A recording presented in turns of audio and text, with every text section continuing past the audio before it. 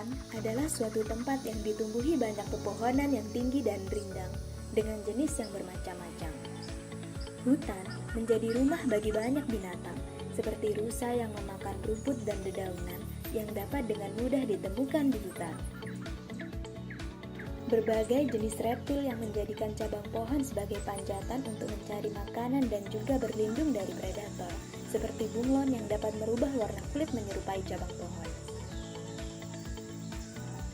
Burung-burung yang bertengger di dahan pohon yang tinggi tidak hanya untuk mencari makan, namun juga membuat sarang dan menjadi pijakan untuk terbang lebih jauh setelah melihat makanan atau burung lain. Namun suatu ketika, datanglah manusia yang menebang pohon secara besar-besaran dan mengakibatkan hutan menjadi gundul. Hal inilah yang disebut deforestasi.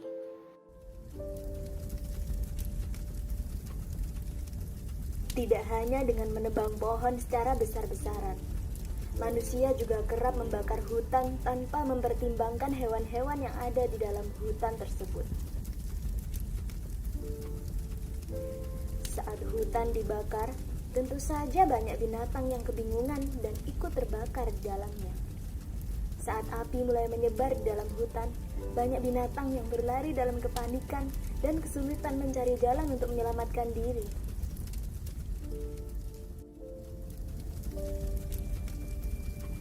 Hanya sedikit dari mereka yang dapat melarikan diri. Kebanyakan dari mereka akan terjebak di dalam kobaran api yang sangat panas di dalam kebakaran hutan. Tahukah kalian, hilangnya hutan juga berpengaruh pada kehidupan manusia. Saat musim kemarau, manusia kesulitan mendapat air untuk kebutuhan sehari-hari. Juga, pada saat musim hujan, banyak tempat hunian manusia akan terendam banjir. Hal ini karena fungsi pohon-pohon untuk menyimpan air hujan di dalam akar sudah tidak ada.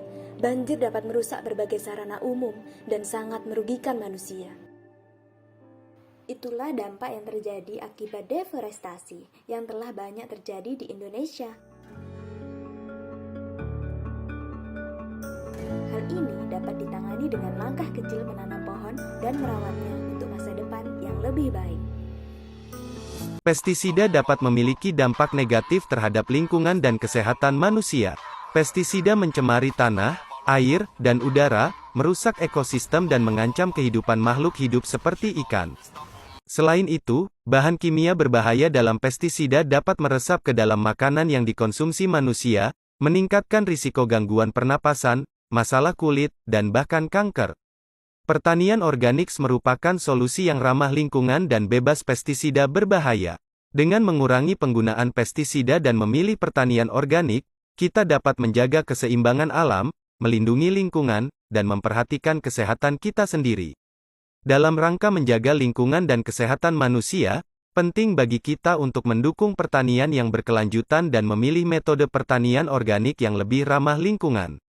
Dengan mengambil tindakan bersama, kita dapat menciptakan dunia yang lebih baik bagi kita dan generasi mendatang. Sampahku tanggung jawabku. Dari mana asalnya sampah? Sampah berasal dari kegiatan sehari-hari seperti makan, mandi, belajar, bekerja, dan lain-lain. Sampah dapat dikategorikan menjadi 3 jenis. Yang pertama, sampah yang mengandung bahan berbahaya dan beracun atau B3, seperti baterai, kabel, barang elektronik yang sudah rusak. 2. Sampah anorganik yang sulit terurai seperti plastik. 3. Sampah organik mudah terurai dan mudah membusuk seperti daun dan buah-buahan. Kemana perginya sampahku? 1. Dibuang dengan dipilah. Mulai dari rumah sudah dilakukan pemilahan sampah sesuai dengan jenisnya. Sampah anorganik dapat disalurkan ke pemulung atau bank sampah untuk didaur ulang. Sampah organik dapat diolah menjadi kompos di rumah. Sampah yang mengandung bahan B3 dapat disalurkan ke Dinas Lingkungan Hidup. 2. Dibuang tanpa dipilah. Di rumah tidak dilakukan pemilahan sampah. Semua jenis sampah dijadikan satu, dibuang di tempat sampah. Selanjutnya dibawa oleh petugas kebersihan dengan gerobak sampah ke tempat TPS atau tempat pembuangan sampah. Dan akhirnya dibawa oleh truk pengangkut sampah ke tempat TPST atau tempat pembuangan sampah terpadu. 3. Dibuang sembarangan. Dibuang ke sungai. Membuang sampah ke sungai dapat mengotori sungai dan menghambat aliran sungai. Sungai yang kotor dapat mencemari lingkungan dan aliran sungai yang terhambat dapat menyebabkan banjir ketika musim hujan tiba. Dibakar. Membakar sampah bukanlah solusi yang tepat untuk menghilangkan sampah. Membakar sampah menghasilkan asap yang mencemari lingkungan dan mengganggu kesehatan. Membakar sampah telah dilarang dalam Undang-Undang Persampahan Nomor 18 Tahun 2008. Cara pengelolaan sampah dengan 3 cara: cegah, pilah, olah. Cegah ialah kunci karena cegah merupakan momen penting untuk agar momen pilah dan olah tidak melelahkan. Contoh cegah dengan membawa kantong belanja sendiri, membawa tempat makan dan minum sendiri ketika bepergian. Pilah. Pilah adalah memilih sampah sesuai dengan jenisnya. Kategori sampah, pilah dapat dilakukan di rumah dengan memilih sampah sesuai jenisnya. Pemilihan sampah akan memudahkan pengelolaan sampah dan membantu pekerjaan petugas kebersihan. Olah. Olah adalah mengolah sampah menjadi bahan yang bernilai ekonomis. Olah dapat dilakukan di rumah dengan mengolah sampah organik menjadi kompos. Pengolahan sampah di rumah dapat mengurangi banyaknya sampah di TPA. Cegah, pilah, dan olah dimulai dari rumah. Sampahku, tanggung jawabku. Sebenarnya apa sih terumbu karang itu? Terumbu karang merupakan ekosistem khas yang terdapat di wilayah pesisir daerah tropis. Penyusun utama dari ekosistem ini adalah sekelompok binatang karang penghasil kapur.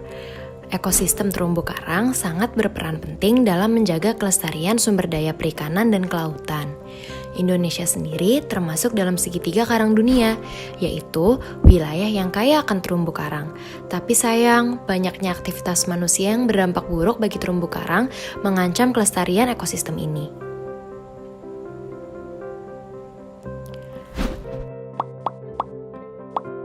Mengapa kita harus menjaga terumbu karang? Terumbu karang memiliki peran yang sangat penting, baik bagi aspek ekologi, ekonomi, maupun sosial. Dari aspek ekologi, terumbu karang berfungsi sebagai habitat berbagai jenis biota laut. Berbagai jenis biota laut menggunakan terumbu karang sebagai tempat tinggal, tempat mencari makan, dan tempat berkembang biak. Dengan adanya terumbu karang, berbagai jenis biota laut dapat terus hidup dan berkembang biak, sehingga keberadaan mereka tetap lestari. Selain itu, terumbu karang bersama dengan padang lamun dan hutan mangrove berfungsi sebagai penahan gelombang air laut untuk melindungi daerah pantai dari abrasi, sehingga daerah pantai tidak rusak akibat terkikis oleh gelombang laut. Dari aspek ekonomi, terumbu karang menyediakan berbagai jenis ikan yang dapat dikonsumsi ataupun dijual untuk meningkatkan perekonomian masyarakat. Berbagai jenis biota yang hidup di daerah terumbu karang juga sering dimanfaatkan sebagai bahan dasar untuk obat-obatan dan juga kosmetik. Keindahan alam terumbu karang juga menjadi daya tarik tersendiri untuk dijadikan sebagai objek wisata. Dari aspek sosial, terumbu karang bermanfaat dalam kegiatan pendidikan terutama mengenai ekosistem pesisir, mengenai tumbuhan dan hewan laut, serta pencinta alam. Selain itu, terumbu karang juga berperan sebagai sarana penelitian. Meskipun terumbu karang memiliki begitu banyak manfaat, terumbu karang merupakan ekosistem yang sangat sensitif terhadap perubahan lingkungan. Ekosistem terumbu karang merupakan ekosistem yang menghadapi banyak permasalahan dan tingkat kerusakan terumbu karang terus meningkat. Terdapat banyak hal yang dapat merusak ekosistem terumbu karang, antara lain adalah pemanasan global, pembuangan limbah ke laut, sampah, polusi, kegiatan penangkapan ikan yang tidak ramah lingkungan seperti menggunakan bom dan racun, dan masih banyak lagi. Apabila terumbu karang rusak, maka berbagai jenis biota laut akan kehilangan tempat tinggal dan tempat cari makan, sehingga mereka tidak dapat mencari makan dan berkembang biak. Hal ini akan mengakibatkan terus berkurangnya populasi biota laut tersebut. Apabila hal itu terus berlanjut, berbagai jenis biota laut dapat mengalami kepunahan dan kita tidak dapat memanfaatkan sumber daya perikanan kembali. Maka dari itu, kita perlu menjaga terumbu karang agar tetap dalam kondisi yang baik, sehingga kita dapat terus menerima banyak manfaat yang disediakan oleh terumbu karang.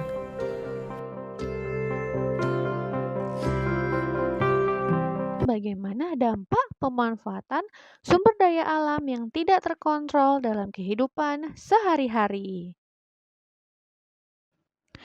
Ini adalah penampakan hutan Kalimantan pada tahun 1950 sampai tahun 2020. Nah, kita akan belajar tentang dampak pemanfaatan sumber daya alam.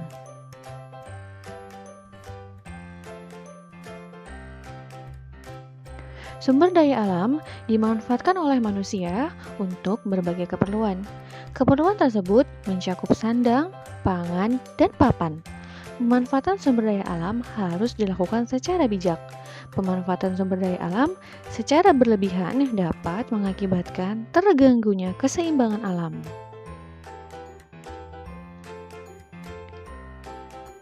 Apa saja dampaknya? Lihat, yang pertama ada itu hutan gundul. Nah, di sini permasalahannya adalah jika kebutuhan kayu yang tinggi mengakibatkan penebangan kayu secara besar-besaran. Penebangan tumbuhan di hutan tanpa memilih tentu menimbulkan dampak yang buruk, seperti kebakaran hutan. Manusia membuka lahan hutan dengan cara membakar hutan. Tindakan ini dapat menyebabkan kebakaran hutan ataupun kerusakan pada hutan.